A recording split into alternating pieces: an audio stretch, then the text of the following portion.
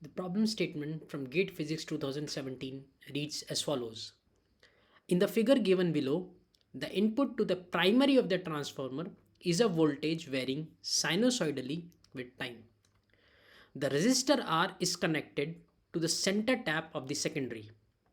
Which one of the following plots represents the voltage across the resistor R as a function of time?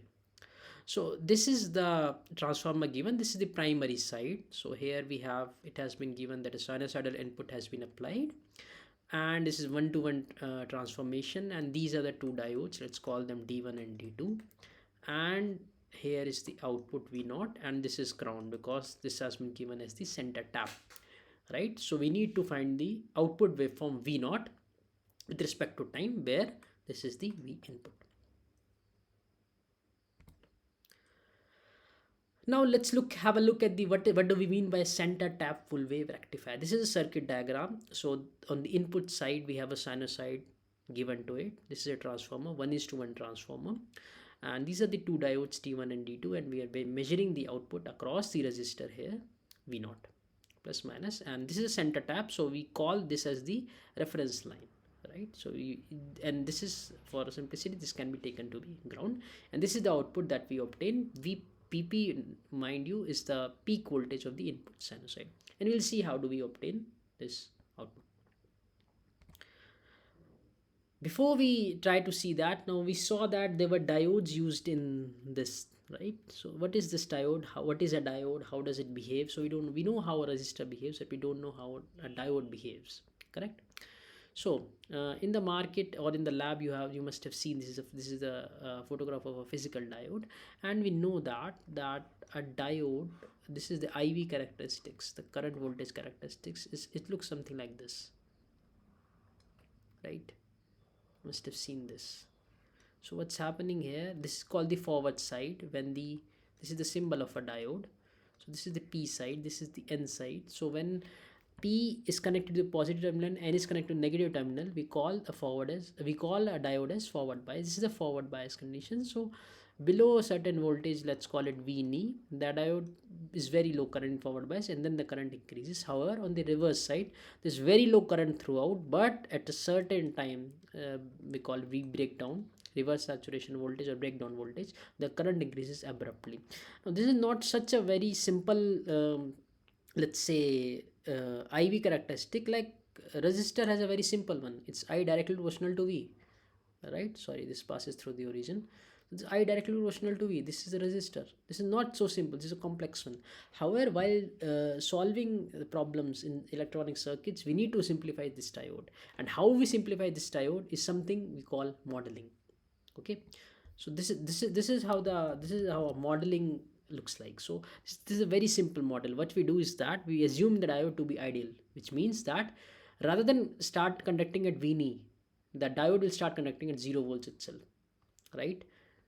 And below 0 volts it will not conduct at all, correct? So this is how the output waveform. So this is, we have transformed from this to this, right? And how do we know there are switches. So when V greater than 0, when it's forward bias, it will behave like a short circuit, and when V is less than 0, it will behave like an open circuit. This is the simplest way in which a diode can be represented. However, there are some other models also. This is the other model is semi-real or semi-ideal diode. What is happening in this case, that we retain the knee voltage. Okay, we say that the diode below knee voltage is not conducting, however above knee voltage it conducts. So this is how the diagram looks like. So 0.7 volts is the drop that we are seeing here, and when forward bias, so it behaves like a short circuit. In reverse bias, it behaves like an open circuit. For the purpose of this question, we'll assume all diodes to be ideal. So this condition, that will start conduct at 0 volts. This means it can be replaced by a short circuit, or in forward bias and a reverse, and in case of reverse bias, a simple open circuit. Now this was a diagram, and let's come to the positive half cycle. This is we are showing only the positive half cycles, note that, right? So when the positive half cycle comes, so this is 1-to-1 transformer, so this will also get, so this is P side, this is N side. Now the P side will see positive voltage, right? and N side will see ground. This means this diode is forward bias and it will conduct, and when a diode conducts we assume it's a short circuit. So whatever voltage is coming here, it will directly come here because it's a short circuit, correct? So output will see in the positive half cycle, output will see whatever is at this terminal, which is this curve, correct? What about D2? This is P, this is N for D2. Now P is connected to negative voltage and N is connected to ground. This means N is at a higher voltage compared to P. This means this is reverse biased, and we know that when an ideal diode reverse bias, it is considered to be an open circuit. So no current will flow through here, only this circuit will work and will get this side. What happens in case of negative cycle? Very simple. Let's again look at D1 first. So this is negative voltage and this is ground. Now N is ground, P is negative. This means N is at a higher potential compared to P side. This means this is reverse bias and hence it will be open circuit. What happens to D2?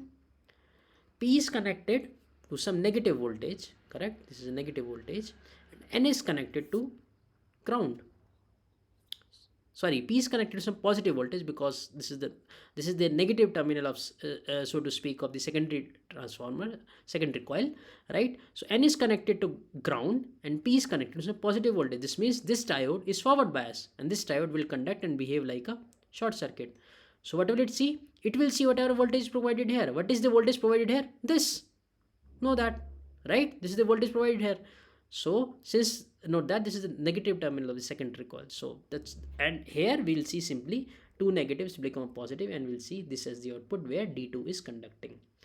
And again note that the peak voltage remains the same, Vp, because this is an ideal diode, right? So what happens? We simply apply the principle of superposition and we simply concatenate these two curves and we get this as the output, which we saw in the earlier slide.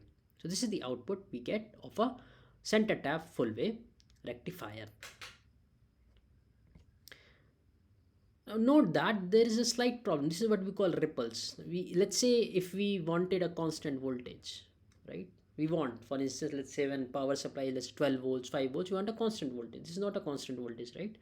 So we want to make it a bit more smoother. We want to reduce the sinusoidal. So how do we do that? The very simple way of doing it is to just add a capacitor here. Very simple. Let's call this is a large capacitor, so large that RC is greater than T. This condition has to be satisfied. Now we'll see how we'll see that. Now let's say in the positive half cycle, this is happening. Sorry, in the rising part, this is how the current flows, and this capacitor will keep on getting charged. However, in the falling side, now this resistor, the voltage should fall like this, right? But it's not falling here. Why? Because the additional, this capacitor, whatever charge is stored, is now driving the current in this resistor and hence increasing the V output. So rather than falling sharply like a sinusoid, since this capacitor is also providing current to this resistor, the output voltage falls less slowly, more linearly rather than sinusoidally. And this is the output waveform looks like, right? The peak voltage will remain the same, but this is how the output waveform will now look like. And note that this is valid only when RC is greater than T, where T is the time period of the output waveform, right? So we just saw that this is the same circuit. We saw that this is V0 and this is D1 and D2. This is what we had just solved, right? So we saw that using this configuration, right? Using this configuration, the output waveform of a full wave rectifier without any capacitor looks something like this. However, when capacitor is also involved, right, it will smoothen out these ripples and we'll get something like this. Note that we saw this in the last slide, right? This kind of behavior. Only the top remains and the rest of it is clipped out. So we'll see something like this. So A is the correct answer for this circuit. Thank you for listening.